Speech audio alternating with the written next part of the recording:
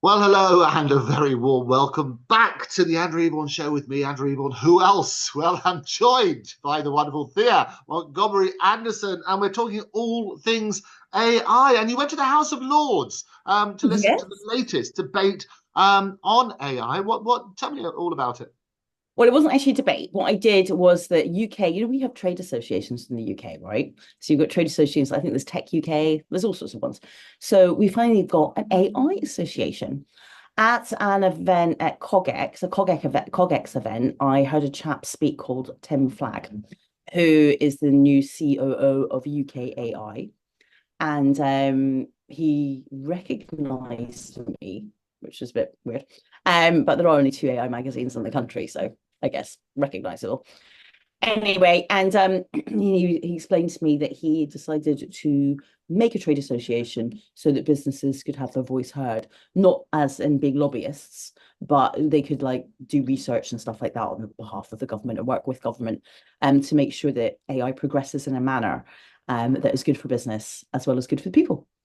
So they had their inaugural event in the House of Lords, and it was an interesting event, and it was attended by actually a very good cross section, I'd say, of industry, from smaller companies to much larger companies like large insurance companies. And yeah, so they have all sorts of quite interesting people involved in that. What would you like to know? Can you give us some of the people who were there? Who was there?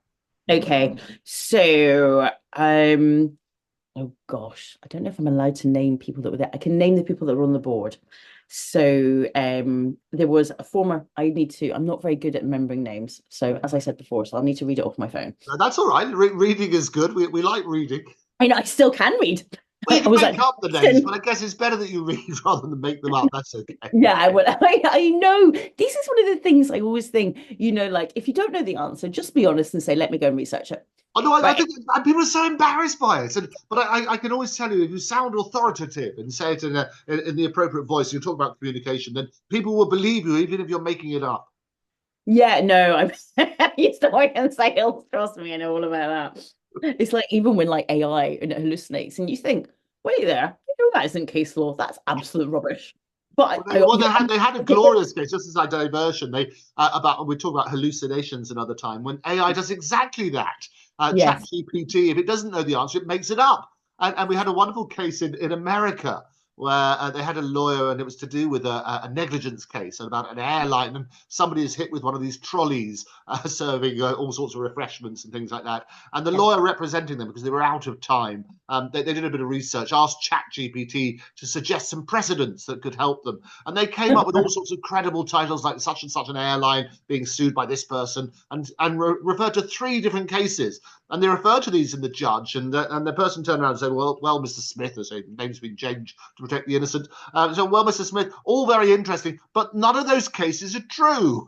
And what happened is ChatGPT had just made them up. No way. So, Oh, so we have to that be careful word and is a question job. everything, is what I say. But you've got the real names. Give us the real names. Okay, so we had Matt Warman and More Warman, who and a digital expert called Amir Malik. Now, Matt Warman used to be the former Minister of State for AI, and there also is on the advisory board former Shadow Secretary of State Thangam Debonair. Don't you love the name Debonair? Oh, debonair. You could have a name, even if Yeah, it's not darling. debonair, just add it on the end. It sounds glorious. That's fabulous, right? Um, but yeah, so and then Tim Flagg himself comes from a marketing background. So the great thing about that is that Tim's an amazing communicator. You know, the thing that I think one of the things that there were quite a few big law firms and big insurance companies present at the time. And one of the main overarching issues seemed to be that people are really unsure as to where regulation is going to go, what's going on. Obviously, the EU have regulated, although, and so is the UK the Wild West? American regulation, from what I can gather, seems to be fairly fluid. But there are really good opportunities in the UK for regulation, especially to and for development. And it will make it easier if there is some sort of regulation, if we know what's going to happen, right? For instance, I think you're a lawyer, you'll know more about this than I. One of the big issues that everybody was flagging up was GDPR. you know, the GDPR, right? GDPR is a bit of a headache, but it's a necessary thing. Now, how is AI going to impact GDPR? Is it going to be another massive headache like GDPR? Who is writing the laws around this? And there was quite a lot of very high-end lawyers who I won't name sitting around the table going, you know, where does this go? And how much do we want to do? For instance, as a musician in the UK, I don't think your voice is protected by IP law. Whereas I think in other parts of the world, there are laws that protect somebody's voice. So that meant that, you know, if you're a UK musician, in theory, somebody could clone my voice and make records, and I don't really have a phenomenal amount of protection around it unless I can somehow prove that it's part of my brand. Let's say if my photograph, my face is in my brand image, then I can prove that's part of my brand and ask somebody not to reprint a picture of me without my permission, because it would be an infringement of my brand rights or something. It's not an area I know a huge amount about. They taught it at university, and I kind of like that day switched off in class. But Well, I can tell you just before you move on that is that there have been cases where voices have been imitated, especially in adverts, for example, where you could argue, and so everything's possible. I've never lost the case, and I can tell you're a genius. I would turn around and say that if it's you're using your voice and people are confused, or there might be some sort of suggestion that you've endorsed it in some way, and they thought actually it was Thea promoting this particular product, I would argue that it's passing off. And then you can look at that sort of side as well. So nothing is without hope, but certainly, and this is the thing when I talk about a debate, you're going to have different people approaching it from different ways. And it's understanding that your starting point has always got to be understand what the technology can do, and then work out what sort of protection do we need. And we had the very first AI safety summit right here in the UK at Bletchley Park at the end of last year. Elon Musk came along and was wonderful on that sort of basis as well. And it's good that he was invited to this, because he's not always invited. But he got on very well. And as I always say, I want to put the AI into Britain. So we need to make us front and center of these things. So the key takeaways in terms of the debates, and let's have both sort of sides of that. You had some of the key individuals there. You've got lawyers, you've got people who use it from a practical point of view. What were the key takeaways from yesterday's event? You know, it seemed to be that people were under the impression that there weren't enough women involved in AI. However, if you look at my magazine, a lot of the entrepreneurs coming up that are looking for pre-seed are women. There's a heavy female focus on my magazine, and that wasn't because I planned it that way. That was just because of the people that I kept falling across when I went to accelerator events. So, and that the user experience for AI in reality is different to the kind of fantasy of what people think it's going to do. Does that make sense? So in real life, what people are really doing, and that on a very basic level, in an office place situation, that people need training on how to best use ChatGPT and stuff like that. Because it can actually be very beneficial in the workplace, and that people often don't even, and there's a lot of AI whitewashing going on as well. That was a takeaway, that people are throwing AI into everything now. Like, it's AI. Really? Where is your AI in that? So do show me. I'd be interested to see that.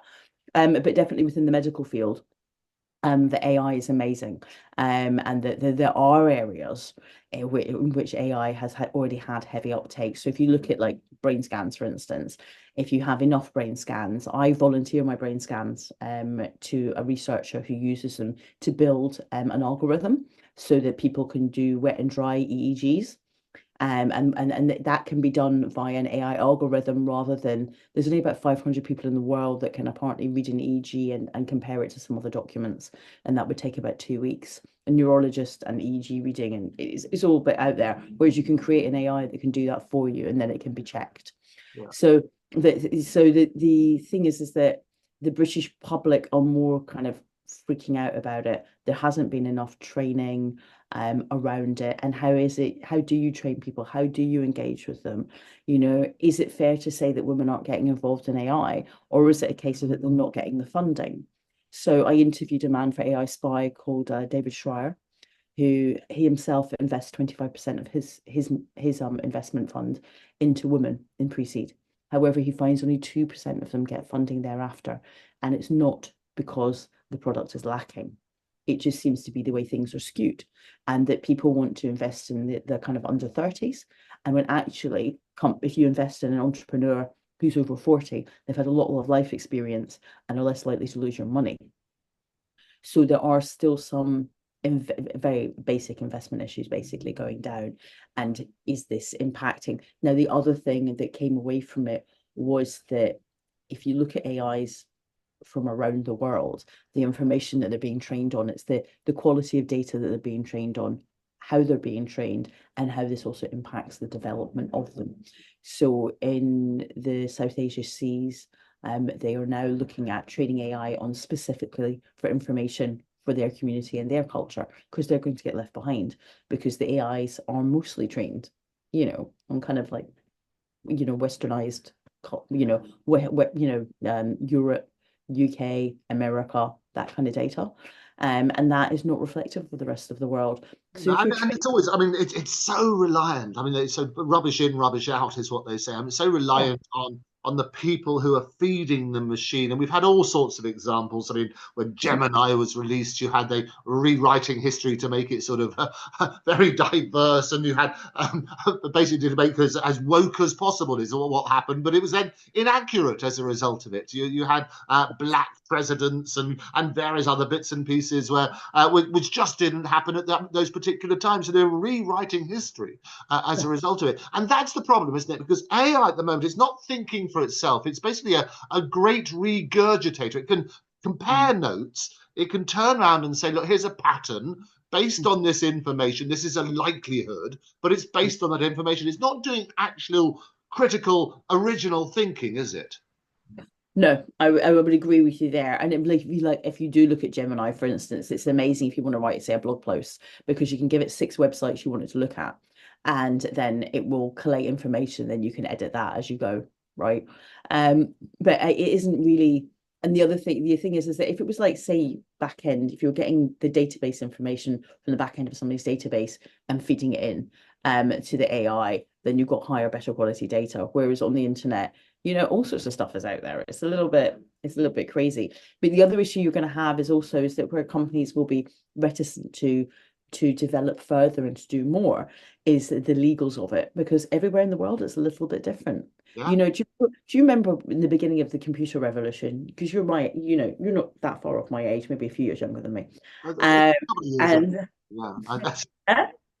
a couple of years younger than you, but yeah, fine. Yeah, exactly, right. So you'll remember USB.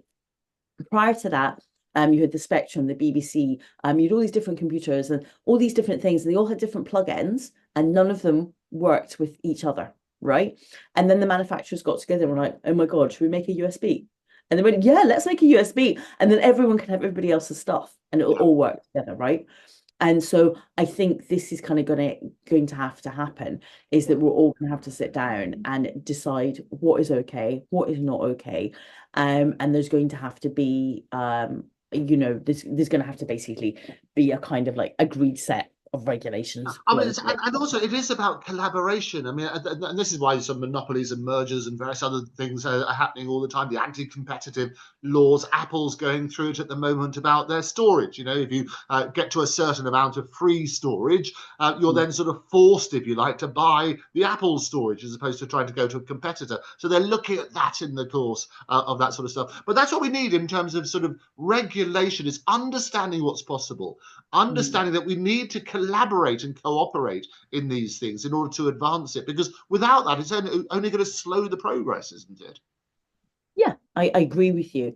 And like as often will happen, lawyers and insurers will make more money out of it. And they do keep the country straight, right? But I think, it is like I met a man called Dandel Steinberg, who actually wasn't at this event, which I think was a bit of a shame, because the guy's an absolute genius. And he wrote a book called Unsupervised. And it was about, it was originally about yay sized, the book, and he got it shrunk down. And it was about, the frontier technologies, and the AI is this technology transformation revolution that's going on around us. And it's a very exciting time to be alive and to be living through this. But also that the people who sometimes change when it comes can actually be quite toxic, and it has to be gradual, right? So it's a bit like when people talk about, like, Kemi Baddock was talking about, immigration in the UK. Immigration's fine, but it has to happen gradually. My family are from abroad, and we became British, as it were. Look at sound it, we're British, right? And that people have to, and it's the same with change with the AI. If it suddenly changes everything and it changes our monetary system, too much change coming too rapidly, a lot of people will be left behind, and it will be dangerous for them to be left behind. Like toxic for society in a massive way. Like, for instance, like the removing of cash from society. There are some groups in society for whom that would be toxic, like homeless people, for instance. Since COVID, a lot of us have stopped carrying cash, and COVID people don't all have these touch machines where you can just touch a bank card and give them money. Although homelessness shouldn't exist. Don't even get me started about that. But it's important to, and we always talk about advances in technology. The first thing you have to do is flatten the learning curve, just explain what it does. But just on the cash thing, and it's not just homeless. I mean, you get people who don't have don't understand these sort of smartphones, for example. You get these things, a lot of, and I've looked at this, shone a spotlight on, parking. Simple thing, if you're somebody who doesn't have a smartphone and you try and go to a parking thing and you don't have an app, and you just say, well, I've got a few coins, I can put a few pounds in the machine. You can't do that anymore, and it's a nightmare for people. Yeah, it is. So, technology and the people have to come along with it at the same time. And, the training has to be there, and it has to be there in a way that people can take it up, right? And they feel comfortable taking it up. I mean, bear in mind, you'd like to say, oh, well, if I put the training out, people will take it. Well, if you look at the, I saw yesterday something on Twitter, and it seemed to be a genuine quote, of like for the DWP, what the translation bill is every year to translate English for people that are on benefits. Well, if these are people that are needing to be translated into English, how are we going to teach them AI? If you're getting here and you're having trouble learning the language. And what do you remember the figure? I won't hold you to it. No, I don't. But it was in. Make it up. No, not that person, Andrew.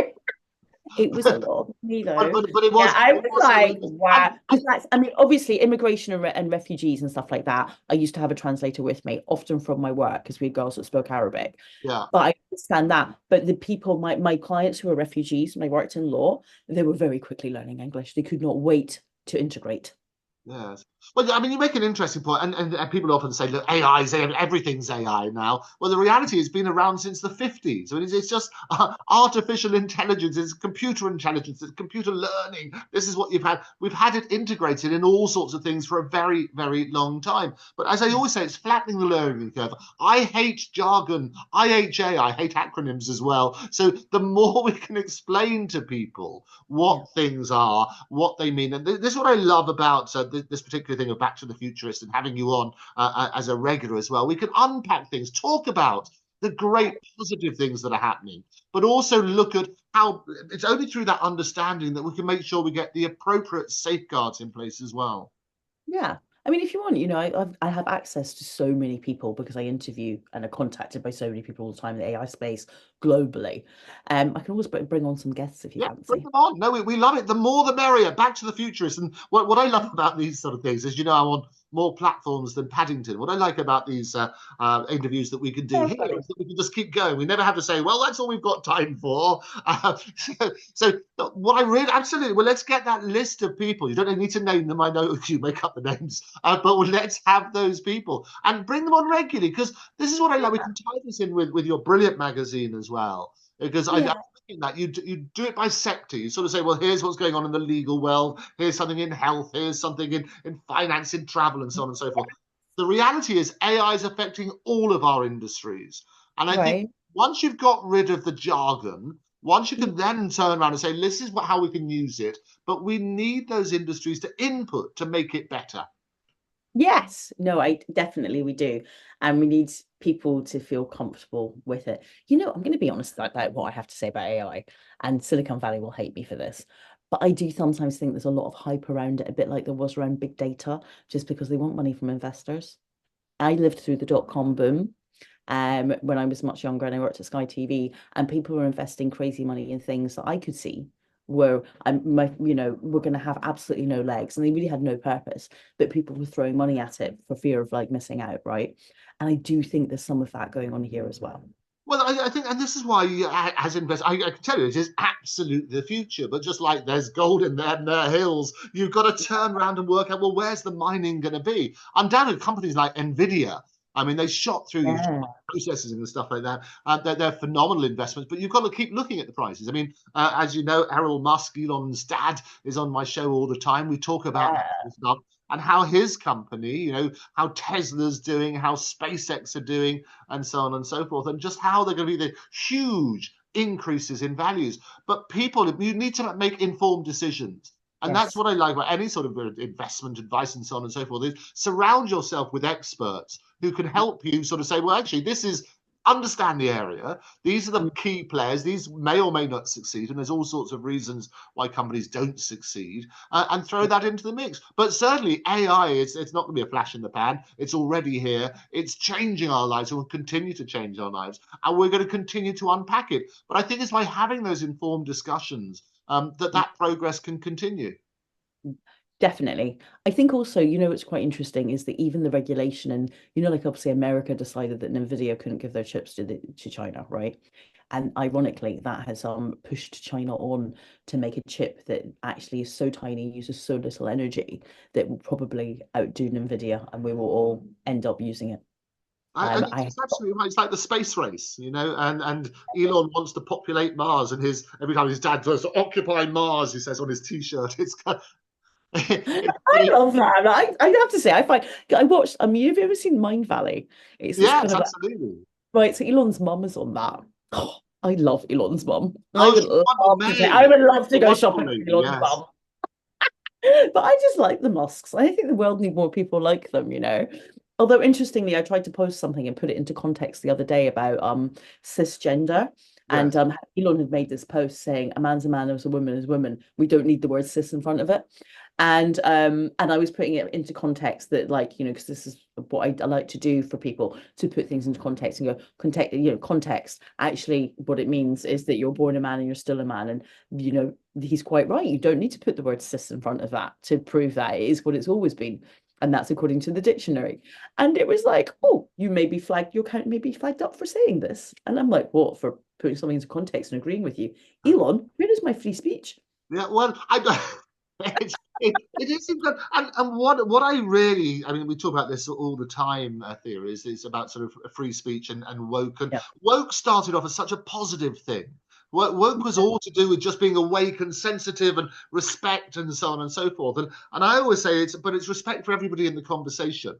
And so I absolutely support people, the right to do whatever, however you want to identify, that's up to you. When you start having an impact on somebody else's life, that's when it's got an issue. So I do have issues with, I mean, for example, women's sports. It needs to be people who started life as a biological woman, because there's a reason it started differently. If you've got different strength and so on and so forth, that's what happens. There's certain levels which biologically there's an advantage. Otherwise, you just have sports that it doesn't matter. Billiards, for example, it doesn't matter whether you're born a man or a woman and so on and so forth. And it's also, I mean, it's slightly divergent, but we might as well sort of touch on it. It's also about safe spaces.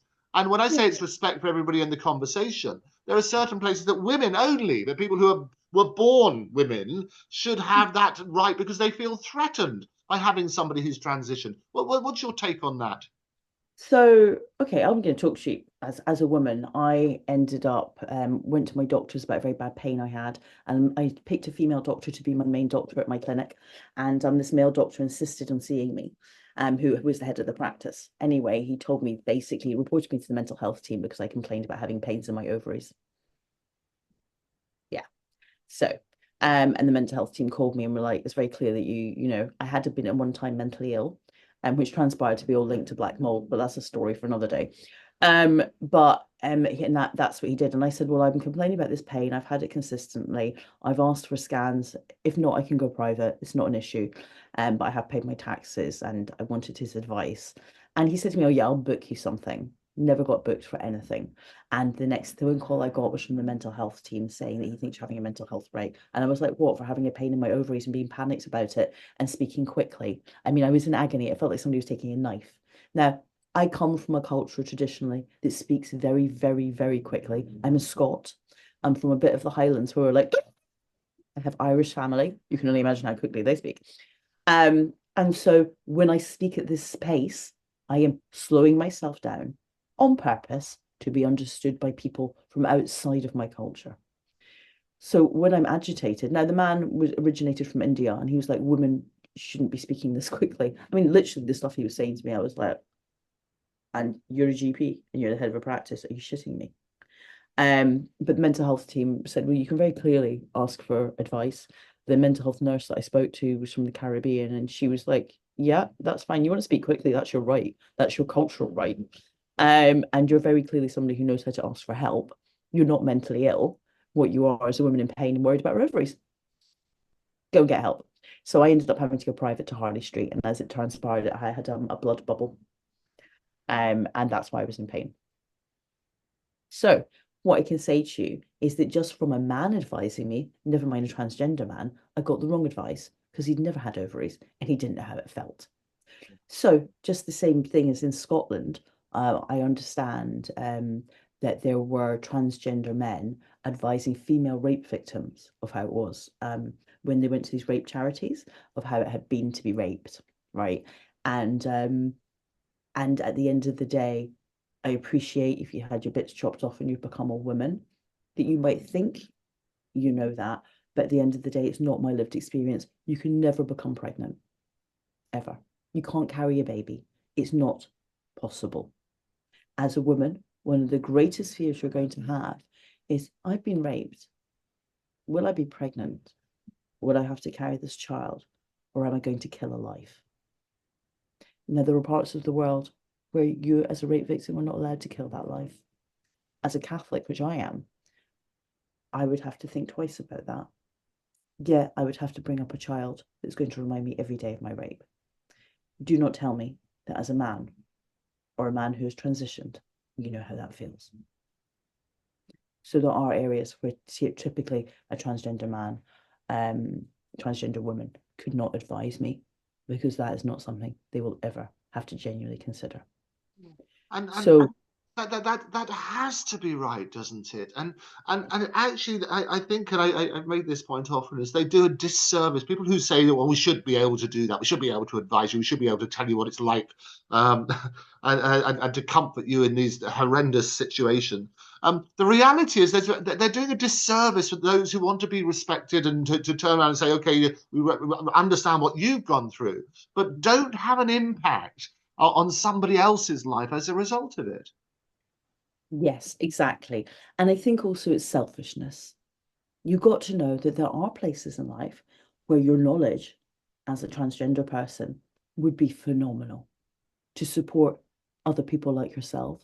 You know, there was I remember reading a story online about a person who actually regretted being changed, because for the rest of their life they're dependent on medications. They didn't appreciate that at the time, that they would have to take hormones for forever, and that they wouldn't be able to reverse things back. Now, that is a great opportunity to really talk somebody through and help them make the decision, right? Are you going to do something that's going to change your life and you forever, or not? Now, up until I was 13, I wanted to be a boy. I used to pray every night to grow a penis. And then they sat me down. My mum sat me down and was like, this is it, you're a girl. You're going to be a girl forever. So it's not going to happen, doesn't matter how much you pray. This is your lot. And I was like, wow. So I then made up my mind to be the best girl I could be, and got big perm, curly hair, and started dressing much more kind of girl clothing, as it were. I still climbed trees. I still beat up the boys at school, but I did it with big hair, right? And now I am a woman. I'm really grateful that and the opportunity when I was younger and my brain wasn't, and my life experiences weren't fully formed, that I've remained a woman, because personally I find life as a woman very easy. You know, my attributes lend itself to them. And I enjoy the experience of being a woman on this earth. I'm not sure that I would wish to be a man, and that I have my masculine side inside of me, you know, that I can effect as and when I want to. For instance, the last guy that tried to mug me, I had to go and hand myself in the police station because I assaulted him. So But he was trying to mug me, so I kind of felt self-defense was fair. And I was worried that I might get charged for that. So there are opportunities for you, as a woman, for you to, show your How muscle did the when you police need to. respond to Um, I don't know if I should say it on air. They were having a very bad day at Brixton. They built glass around it, and somebody was throwing paint at them. And I had to explain that I bit the man in the cheek. And so they took a copy of my teeth, so that if he turned up at hospital, they could track him down.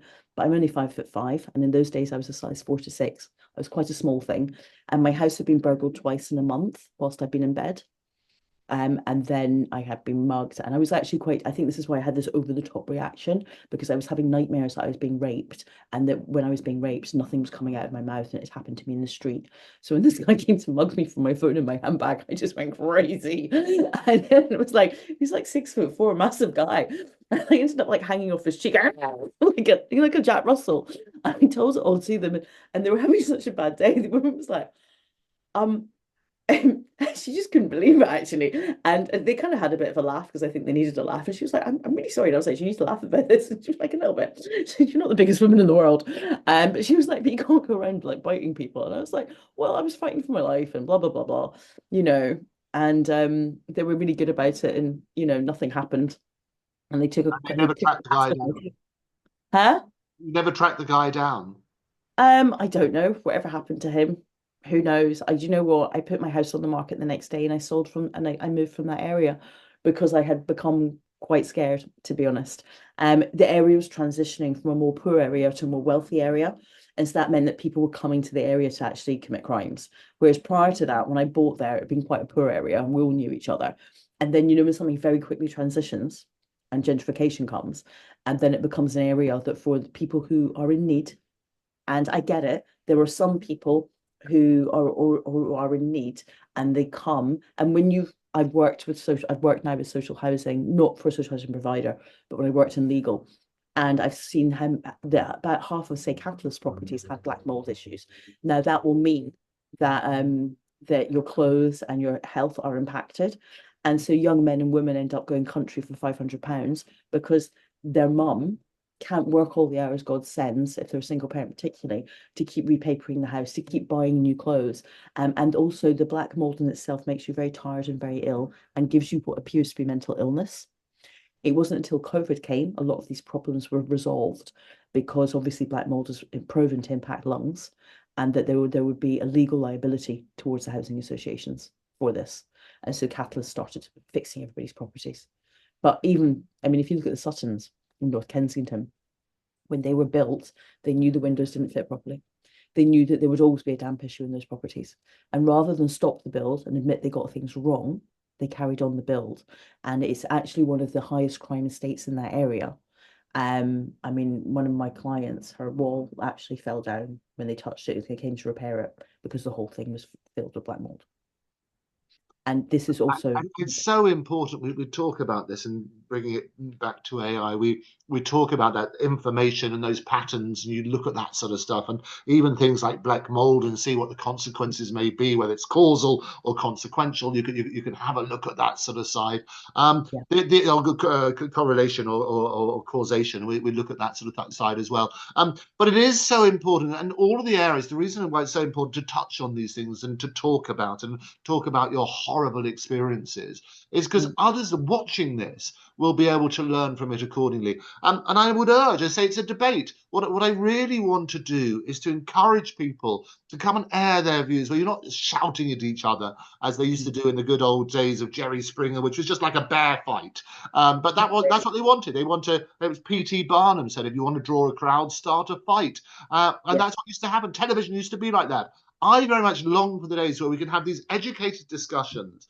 AI can help us because it can help assimilate that sort of information, look at patterns, and then we can help unpack it in that sort of sensible way. Coming back to what you said about there's a company that are going to be appearing in AI Spy magazine who are from a police background, and how they've worked out algorithms that can look at causation and stuff like this, and they can flag up and bring in information. Say if somebody, let's say, has Asperger's, and they continually keep coming up on the radar as committing crimes. Well, what is it? What's going on? Why is it? Is there a pattern to certain times of the year they commit crimes? Or is there, if you look at the British Lung Foundation, they put information up about the toxicity of the air in the UK, right? And interestingly, during COVID, the air quality was better in London. People's mental health got better, and there was less crime from people who were special needs. Yeah, and I think that's the thing. Well, they do it now, and you've got everything from shoplifting, the way that people walk, and it's not just the way they talk or the way they look. There's a certain walk that people have in casinos. There's all sorts of technology. I go to lots of these fairs where they sort of show you, is this person like to be aggressive? And so you get highlighted. So all of this information is power, and I think the seismic changes and developments as a result of it is really, really powerful. Thea, it's been brilliant as always catching up with you. We're going to get you back for another episode, but for now, Thea, thank you very much for joining me. Pleasure.